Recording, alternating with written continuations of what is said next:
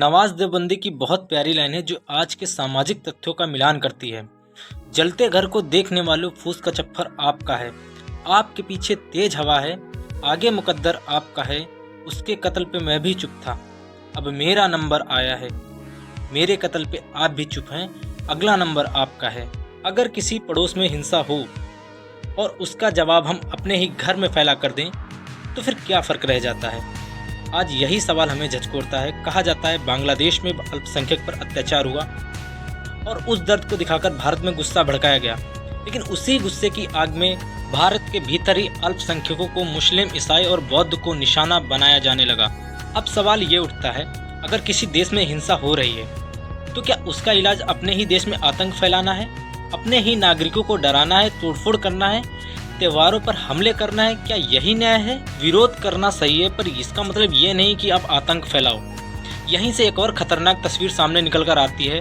भारत में ही हिंदू दल, बजरंग दल, आरएसएस और उनसे जुड़े कई संगठन लोगों के घर जा जाकर तलवारें बांटते दिखाई देते हैं और कहा जाता है कि ये रक्षा के लिए हैं। तो फिर भारत का संविधान और कानून किस काम के लिए है?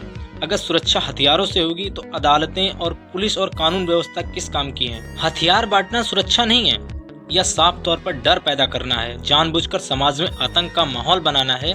जब बांग्लादेश में हिंदू पर हमला होता है तब अचानक कई हिंदू संगठन जाग गए, लेकिन जब भारत में दलितों, आदिवासी और छोटी जातियों पर अत्याचार होता है तो वही जागरूकता क्यों नहीं दिखाई जाती है? क्या ये हिंदू नहीं है? क्या इंसानियत की आवाज़ सरहद पार ही सुनाई देती है? तब तुम्हारे अंदर का हिंदू क्यों नहीं जागता है? क्या धर्म का दर्द चयनात्मक हो गया है? जो बाहर हो वही बड़ा लगे, जो घर में हो वह अनदेखा कर दिया जाए? यही विरोधाभास आज की राजनीति को उजागर करता है। मंचों में सद्भाव की बातें होती हैं और जमीन पर नफरत का प्रदर्शन।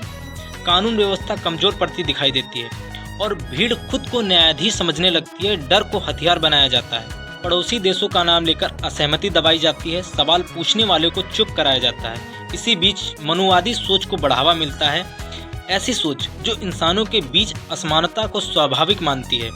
इसी विचारधारा के समर्थक संगठन और राजनीति उस संविधान के विपरीत खड़े दिखाई देते हैं जो इंसानियत की बराबरी की बात करता है, जो धर्मों के बीच टकराव को नियंत्रित करता है और जो हर नागरिक को समान अधिकार देता है। जब संविधान कमजोर किया जाता है तो समाज बढ़ता है और जब समाज बढ़ता है तो हिंसा को जगह मिलती है। आज ये सवाल ये नहीं है कि बाहर क्या हो रहा है, सवाल ये है कि हम अपने ही घर को क्या बना कर रखे हैं।